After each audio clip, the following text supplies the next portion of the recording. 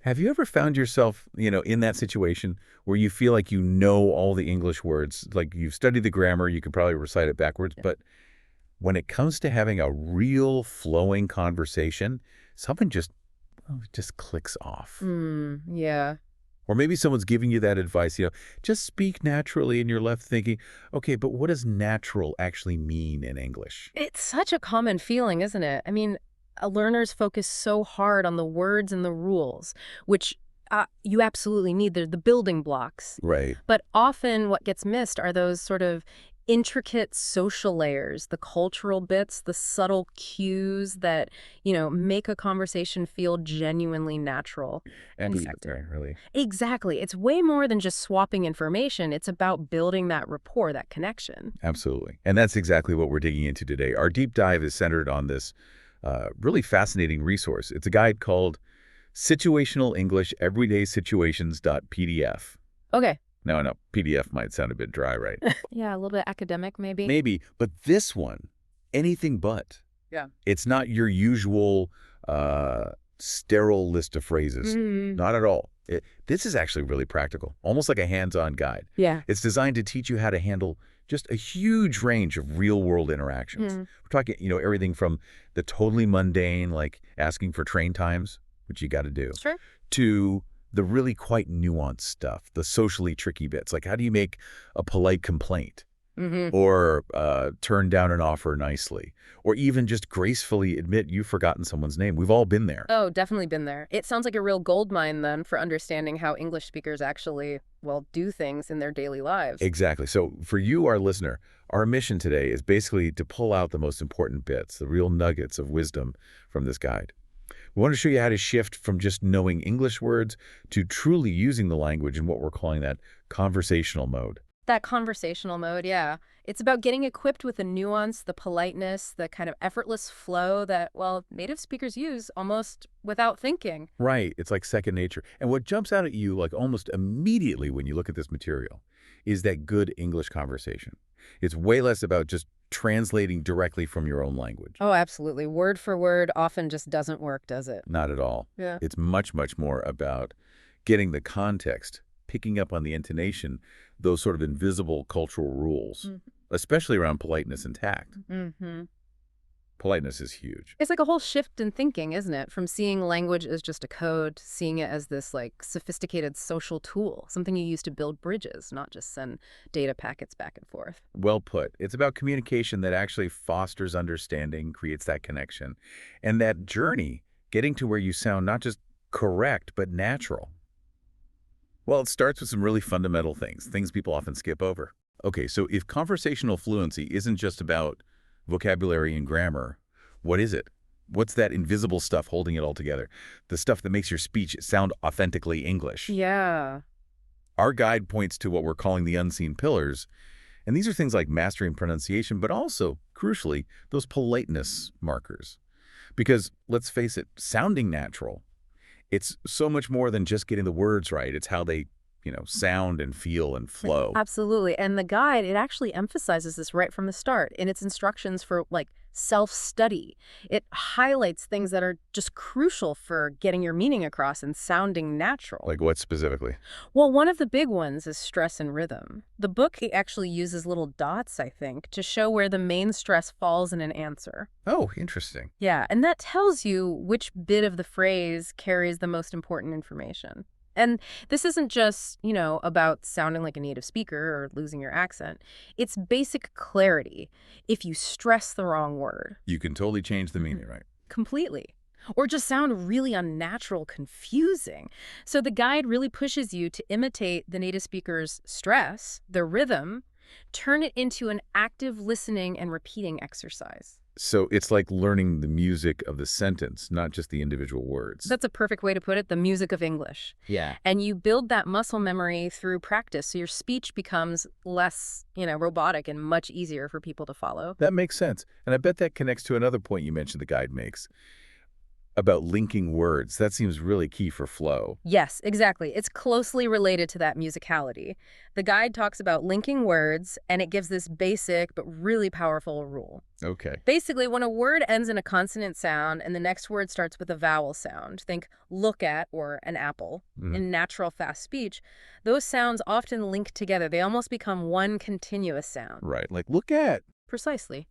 The example they give is, could I have a look at one of the watches in the window, please? If you say every single word separately. Could I have a look at?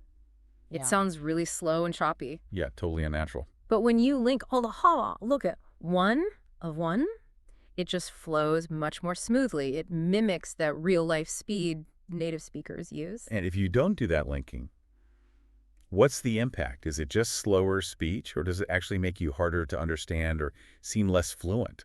That's a good question. It's usually not about misunderstanding the actual words themselves. People can probably still figure out what you mean, but it massively affects the perception of your fluency. Oh, okay. If you don't link, you sound very deliberate, maybe hesitant, like you're pausing after every single word. It makes it harder work for the listener to follow at a natural pace. And yeah, it definitely makes you sound less fluent, even if you know all the words perfectly. So it's one of those subtle things that really marks out someone who's comfortable in that conversational mode. Exactly. It stops you sounding like you're reading from a script. Such a practical tip. Things you often don't get taught in a standard grammar class.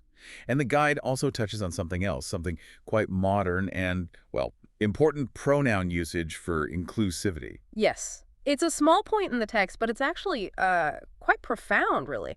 The book mentions using they when you're talking about a single person, but you don't know their gender, or it's not relevant. Like the example, someone tells you their name. Precisely. Instead of the older, much clunkier his or her name.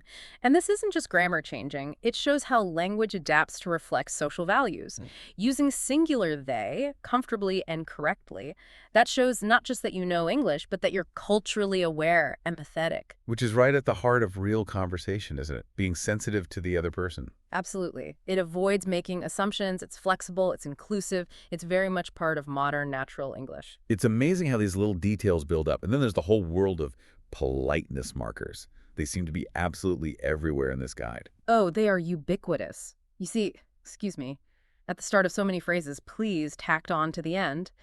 And it just underlines this fundamental aspect of, especially British English, politeness. Right. Whether you're asking a stranger for directions, making a simple request in a shop, whatever. These little words signal respect. They show you're not just barging in. So they're not really optional extras. You kind of need them. In many situations, yes, you really do. They're essential for initiating contact or making a request without sounding abrupt or demanding, or even just rude. They sort of manage the social interaction. They keep things smooth. And what happens if a learner doesn't quite master these? If they forget the please or the excuse me? Is it just seen as a bit impolite, or can it actually stop them getting what they need? Oh, it can absolutely hinder them. Think about it. If you walk into a cafe and just say, give me a coffee, okay, the barista knows what you want. But it sounds like a command. Exactly. It sounds incredibly rude. They'll probably still give you the coffee, but the interaction feels jarring, maybe even a bit hostile. You'll be marked down as impolite. Using, could I have a coffee, please? Completely changes the dynamic. It makes people more receptive, more willing to help. It's like social lubrication. Social lubrication, I like that. Yeah. Okay, so we've got stress and rhythm, linking, inclusive pronouns, politeness markers. How do you actually get all this stuff into your system? How do you internalize it?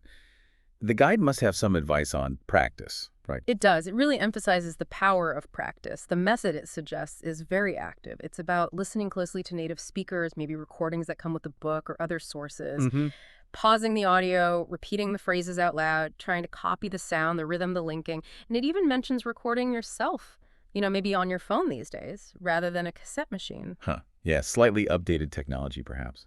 Right. But the principle's the same. You listen back, compare yourself to the original. It's this active, repetitive engagement that builds the skill. It's not just passive listening. So you're training your ear and your mouth. Exactly. You're training your ear to notice the nuances in your mouth, to produce them more automatically. Helps you move from consciously thinking about every rule to just speaking more fluently, more naturally in that conversational mode. So what this means for you listening is that these things, stress, linking, pronouns, politeness, They might seem a bit technical, a bit dry even. Yeah, they can seem that way. But they're not just abstract rules. They are absolutely the foundation of natural communication. Getting these right transforms how people hear you. You stop sounding like a textbook and start sounding like a confident, engaged speaker who actually gets the unspoken rules of English interaction. It really is the bedrock. It's the invisible scaffolding that holds up everything else. Once you start getting a handle on these, navigating actual everyday situations becomes so much easier, so much smoother. You go from just being understood to, well, being someone people enjoy talking to. Okay, so let's talk about those everyday situations then. How do these foundational elements actually play out when you're just trying to get things done? Yeah. Asking for stuff, dealing with problems, getting help. This is where politeness in transactional English really comes into play. Yes, and the guide is brilliant here. It shows how you achieve your practical goals, getting information, buying something, making a complaint, while still maintaining that social harmony, which, as we've said, is just so central to the English conversational mode. Take making requests, for instance. Right. How do you ask for things without sounding pushy? Well, the book lays out this really clear politeness spectrum. It shows how you dial the politeness up or down depending on what you're asking for and who you're asking. You've got your basic direct questions like, how long does it take to get there? That's fine for straightforward information. Okay, you too. But then it escalates. If you want to borrow something small from a friend, can I borrow your pen for a second? Is perfectly okay. Informal, small request. Simple enough. But say you want to borrow their umbrella, a slightly bigger ask, right? So you'd probably shift to, could I borrow your umbrella? Using could instead of can instantly makes it a bit more polite. Ah, the modal verbs doing their politeness work. Exactly. And if it's a really significant request or you're asking a stranger, you might ramp it up even more. Could I possibly borrow your Walkman? Remember Walkmans. Uh-huh. Just Ow. about. So adding possibly is like adding an extra layer of, I know this is a big ask. Precisely. It signals that you understand it might be an imposition. It shows deference. And the guide highlights a really useful, adaptable phrase. Could you give me some information about? You can use that in tons of situations. Travel agents, hotels, information desks. Very polite, very versatile. It's a good one to remember. And does it get even more complex, more formal? It does. The guide mentions structures like, would you mind if I open the window? Now, this is clever. Grammatically, using opened that past tense form in the if clause isn't actually talking about the past. Right. It's like a hypothetical second conditional thing. Exactly. It creates distance. It makes the request feel less direct, more tentative, more hypothetical. It gives the other person more psychological space to say no if they want to without things feeling awkward. Super tactful. That is subtle, but really effective. Okay, so that's requests. What about when things go wrong? You need to address a problem or make a complaint tactfully. The guide apparently has a specific cultural insight here, especially for British English. Yes, this is absolutely key for anyone interacting in the UK or even with British people elsewhere. The book states it very clearly. British people are generally not very direct when they complain. So no marching up and saying this is wrong then. Generally, no. That would be seen as quite confrontational, possibly rude. The advice is to soften it. Use phrases like, I think there's been a mistake, even if you are 100% certain there has been a mistake. Even if it's blindingly obvious. Even then, this indirectness isn't about being unsure. It's about prioritizing social harmony, avoiding confrontation, allowing the other person to save face. If you're too direct, you risk being perceived as aggressive, and ironically, your complaint might actually be less effective because you've put the other person on the defensive. Okay, so I think there's been a mistake. What other softening techniques does it suggest? Using words like rather or a bit. So instead of my room is noisy, you say my room's rather noisy. Or if people are being loud, could you make a bit less noise, please? A bit less noise. That sounds so mild. It does, but it's usually understood perfectly well. It conveys the message without aggression. Another great one is I'm not sure about. It's a polite way to signal dislike or uncertainty. Like if you're shopping for clothes and don't like the color, instead of I hate that color, you'd say, I'm not sure about the color. It leaves room for maneuver, doesn't it? It's less of a final judgment. Exactly. It keeps the interaction gentle. And native speakers are generally very attuned to picking up the real meaning behind these softened phrases. They hear, I think there's a mistake, and understand it means, there is a mistake, please fix it, but I'm being polite. Fascinating. It really is a different way of communicating. Mm. Okay, what about the flip side, not complaining, but seeking and offering assistance? Hmm. Reciprocity, helping each other out. Yeah, another area where politeness is key to building those positive connections. For offering help, you've got standard phrases like, do you need any help with that? Or more informally with friends, can I give you a hand with, carrying bags or something? And responding. If you want the help, a warm thank you, that's very kind of you, works perfectly. If you don't, no thanks, I can manage, is clear but polite. Maybe add, but thanks for offering, just to acknowledge their kindness. Nice touch. And if someone's really going out of their way for you, making a special effort, saying, I'd appreciate that, shows you recognize and value their help. And if you're the one needing a favor, especially a big one, The guide suggests a preparatory phrase. Before you launch into a potentially difficult request, start with, could I ask you a favor? This gives the other person a heads up that you're about to ask for something significant. It prepares them, makes it less abrupt. these examples really drive home the point, don't they?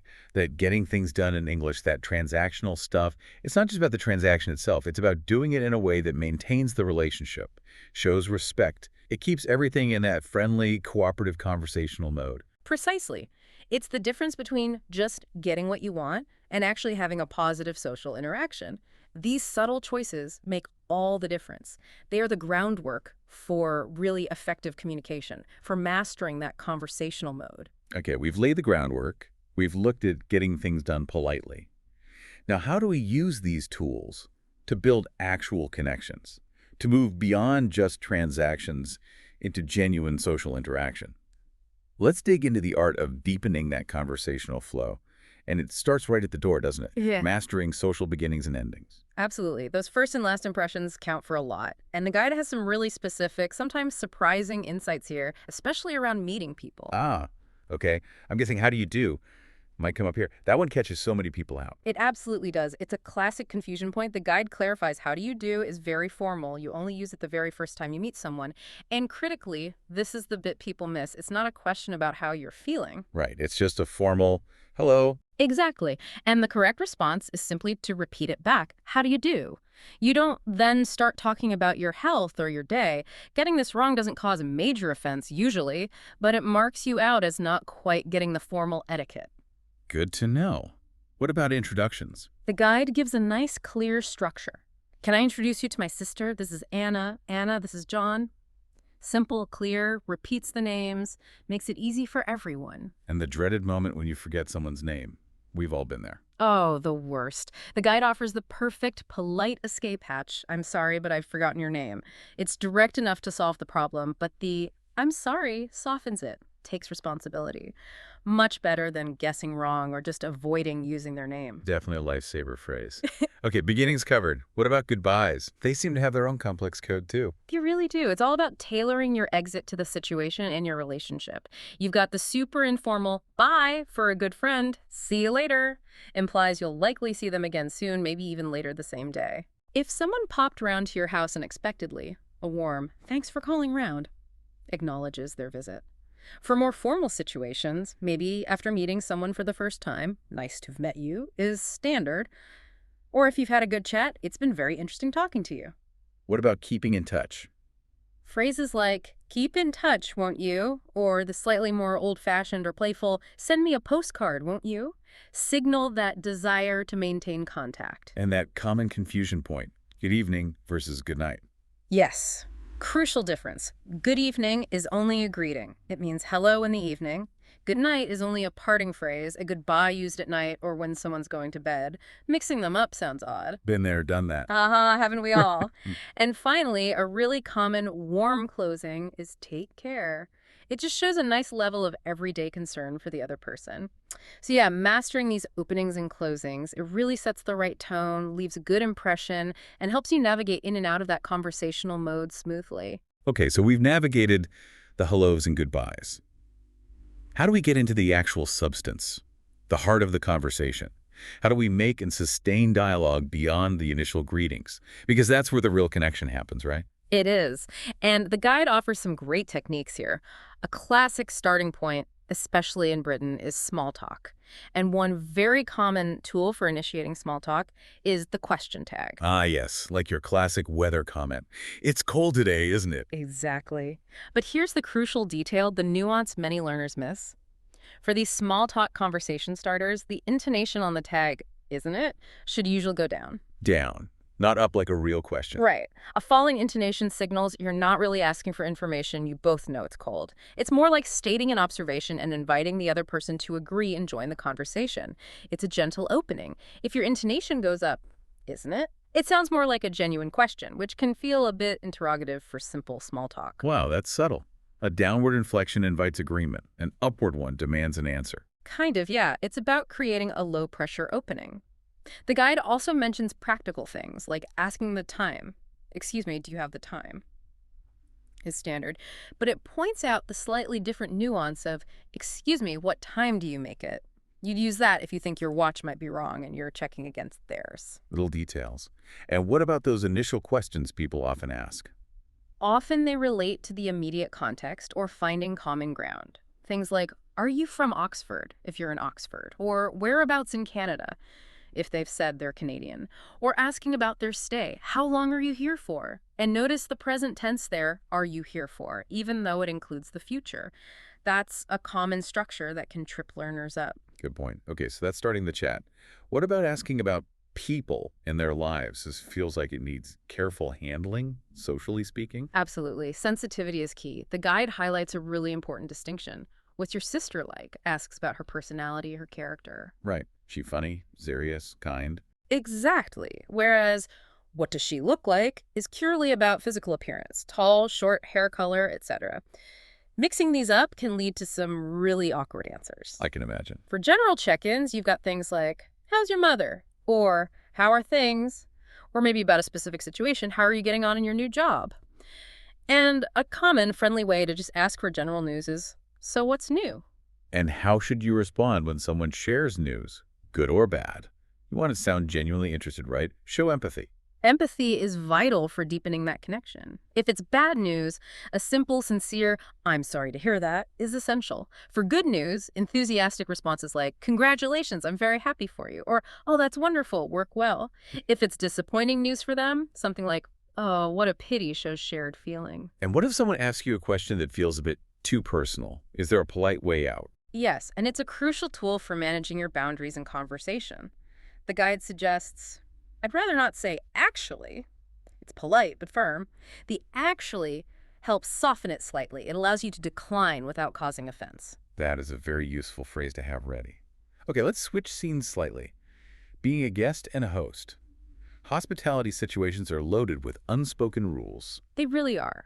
It's all about making people feel comfortable and showing respect. Whether you're visiting or welcoming someone, the guide gives lots of practical examples. For guests, if you're offered something like a drink, the standard enthusiastic yes is, yes, please, I'd love one. Not just yes, gotta show enthusiasm. Exactly. Enthusiasm is appreciated. If you need to refuse alcohol because you're driving, I'd better not drink because I'm driving, is clear and polite. If you're a smoker, less common these days but still relevant, the polite question is, do you mind if I smoke? Acknowledging it's their space. Or if you feel unwell, I'm afraid I don't feel very well. And for the host, Yeah. how do you make guests feel welcome? Classic host phrases include, make yourself at home, the ultimate welcome. Offering drinks, can I get you something to drink? When pouring, especially things like wine or spirits, asking, say when, lets the guest indicate how much they want. For food or drinks laid out, help yourself is the standard invitation. But didn't the guide have a funny warning about help yourself? Yes. It cautions not to say help yourself to the TV because that sounds like you're inviting them to steal it. It's only for things that are meant to be consumed or shared, like food and drink, not possessions. Good distinction. What about refusing a guest's request politely as a host? Like the smoking example. The suggested phrase is, I'd rather you didn't, actually. Again, I'd rather is softer than a direct no, and actually adds that layer of politeness, making it less confrontational. And offering accommodation, like inviting someone to stay over. There's a nuance there, too. If you're pretty sure they'll accept, or you genuinely want them to, you're welcome to stay the night if you want, is warm and inviting. If you're less sure, or just making a polite offer, would you like to stay, is perhaps a bit more tentative. It all contributes to making the interaction feel easy, natural, less like a formal interview. It really fosters that comfortable conversational mode. Okay, we've covered a lot of ground foundations, transactions, social connections. Now we get into the really fine-grained stuff, the subtle art. Handling the nuances like tact, disagreement, and those little everyday expressions that just make speech sound real. This feels like where you go from competent speaker to truly natural communicator. Absolutely. This is where you really refine your conversational mode. The guide dedicates a whole unit, Unit 14, to being tactful. It's basically a masterclass in English and directness. So how do you deliver negative opinions or bad news without causing offense? It's all about cushioning the blow. For negative opinions, instead of saying that film was boring, you soften it. I thought it was a bit boring, actually. A bit lessens the criticism and actually frames it more as a personal feeling than a harsh judgment. That a bit seems to do a lot of heavy lifting in polite English. It really does. Another technique is using not very, plus the opposite positive adjective. So if something is expensive, instead of saying it's expensive, you might say it's not very cheap, is it? It feels much less confrontational. Sneaky, but effective. Very. If something just isn't right for you, like something you're thinking of buying, it isn't quite what I'm looking for, is much more tactful than I don't like it. And for clearing up misunderstandings, the key is avoiding blame. I think there's been a misunderstanding, suggests a mutual issue. Not that they got it wrong. That's brilliant. It's all about keeping the social waters calm. What about expressing disagreement politely? Unit 11. That's always a tricky balancing act. Hugely tricky. Disagreeing badly can really damage rapport. The guide suggests starting by acknowledging the other person's point. I see your point, but... Or, I understand what you're saying, however. This shows you've listened before presenting your counter-argument. I see your point, but I don't think it would work in practice. So validate first, then contradict. Exactly. It makes your disagreement much easier to swallow. And for a more direct disagreement, the guide highlights the phrase, I disagree with you there, and it points out something incredibly subtle but important. Adding the word there makes it more tactful. How does there make it tactful? It implies that you disagree on that specific point, but maybe not on everything else they've said. It localizes the disagreement. It's not a total rejection of their view, just a divergence on this one aspect. It's a very neat little trick. Wow, that's a real ninja move in conversation. And for strong agreement. I couldn't agree more. Perfect for showing complete alignment. Okay, disagreement navigated. No. What about when you're the one who's messed up? Apologizing effectively. Unit 10 seems crucial for fixing social bumps. Absolutely vital for restoring harmony. The guide covers the basics. Clearly acknowledge the mistake. I'm sorry I used your pen by mistake. Maybe offer a brief reason without making excuses. I got held up by the traffic. For more serious things, ramp up the intensity. I really am very sorry, or I'm terribly sorry. And how should you respond when someone apologizes to you? Graciously. Phrases like, don't worry about it, it doesn't matter, or forget about it, or never mind, maybe another time, signal that the apology is accepted and you want to move on. They smooth things over quickly. But there was a warning, too, wasn't there? About a specific response. Yes, a crucial warning. Responding to an apology with, I should think so too, is not gracious. It sounds angry, like you think they should be sorry and maybe their apology isn't even enough. It can escalate things badly. Definitely one to avoid unless you intend to show you're still quite cross. Good to know. Okay, so apologies covered. What about all those little short remarks, Unit 11, that pepper natural conversation, little interjections? Ah, yes, the conversational glue. These little bits make your speech sound fluid and responsive. For asking someone to repeat something, sorry, is very common and versatile. Pardon, is a bit more formal, perhaps slightly old-fashioned now in very casual chat. Right. Then you have common exclamations for specific situations. Bless you, when someone sneezes. Excuse me, if you sneeze or burp. Polite bodily function acknowledgement. Exactly. Warnings, watch out, or look out for immediate danger. Mind your head if there's a low ceiling. Be careful for more general caution. There's even superstition, touch wood, or knock on wood after saying something positive you hope won't be jinxed. Yeah. For introducing a completely new thought mid-conversation, oh, by the way, is indispensable. For showing strong agreement or shared understanding, absolutely, exactly. Or just, I know. And when someone offers you something generous, saying, are you sure? Before accepting shows polite appreciation and slight hesitation. It's amazing how much work these tiny phrases do. They really are the grease that keeps the conversational gears turning smoothly. They absolutely are. Mastering these is key to sounding really natural and engaged, to achieving that advanced conversational mode. They help you navigate all sorts of situations with tact and ease. Okay, so we've covered the face-to-face nuances. How do these skills translate when we can't see the other person? Let's talk about the digital and practical side. Telephoning and scheduling. Because politeness and tact are arguably even more important when you lose those visual cues, right? Absolutely. You have to rely entirely on your words and tone of voice to convey politeness and meaning. The principles are the same, but the application might be slightly adjusted. For personal telephoning, Unit 4, the guide suggests starting a friendly call with something relaxed, like, "I was just ringing to find out how you are." It sets a non-urgent social tone. Makes sense. What about leaving messages? Keep it clear and polite. "Could you just tell him I called?" Or, "Could you ask her to ring me at 5 o'clock, please?" Straightforward. If you get an engaged tone, "I couldn't get through, I'll try again later," is the standard thing to say or think. And the awkward wrong number situation. The guide offers two options. "I'm sorry, I must have dialed the wrong number," is fine. But it points out that "I think you've got the wrong number" is actually more tactful. That, I think, again, avoiding direct blame, even when it's almost certainly their fault you're calling them. Exactly. It's all about minimizing friction. And a really useful phrase for any learner on the phone is, "Could you speak a bit more slowly, please?" As we said before, a bit softens it, but signals you genuinely need them to slow down. Very practical. Now, shifting gears to business telephoning, Unit 5. Here, professionalism and efficiency are paramount alongside politeness. Definitely. The stakes can feel higher. The guide suggests professional ways to answer, like identifying yourself and offering help. "Hello, this is Chris Smith. Can I help you?" Clear and service-oriented. When taking messages for someone else, asking "who shall I say is calling" is more polite than just "who's calling?" And asking "could you tell me what it's in connection with" helps screen calls politely. What about when the person they want isn't available? Handling unavailability smoothly is key. A great phrase is, "I'm afraid he's unavailable at the moment." Unavailable is wonderfully vague and polite. It covers meetings, being out of the office, on another call, anything, without giving specifics. Then you follow up with options. "Would you like me to take a message, or shall I ask him to call you back?" Unavailable. That's a really useful bit of professional jargon, isn't it? Covers all bases politely. It really does. For arranging meetings, you use polite suggestions. "Would Thursday be convenient?" Chicken agreement. "That would suit me fine." And confirm, perhaps tentatively. "Okay, I'll pencil you in for tomorrow at 12 then." Penciling in implies it's noted, but potentially flexible. Nice. And cancellations.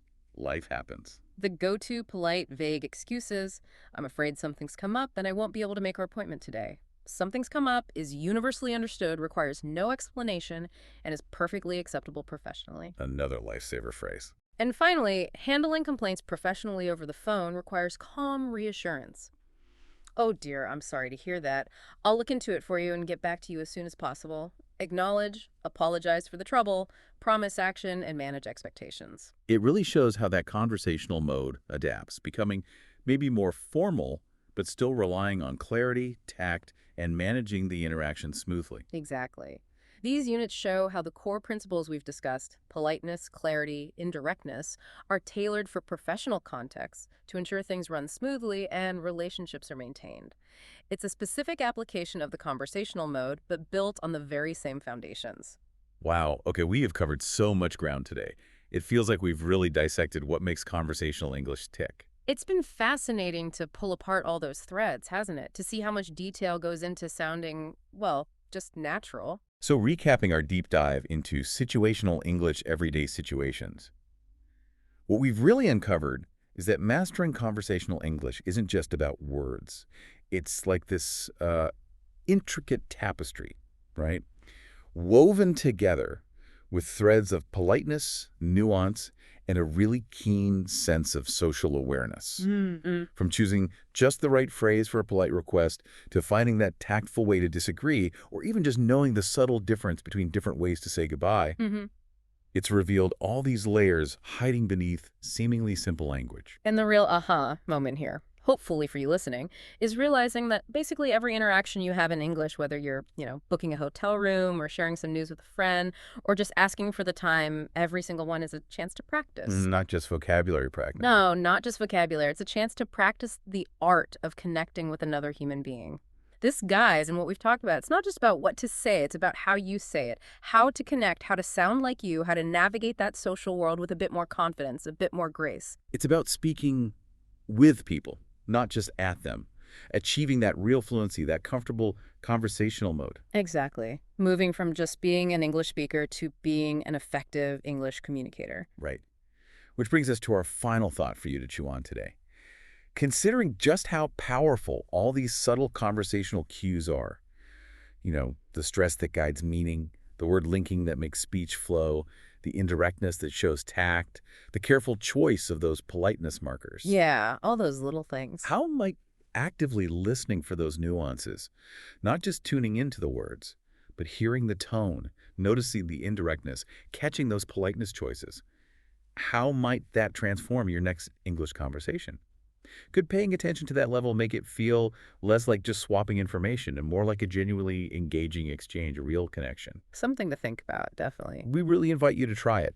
Next time you're chatting in English, just listen a bit differently. Pay attention to those subtle signals. Maybe even experiment a little yourself. See what difference it makes.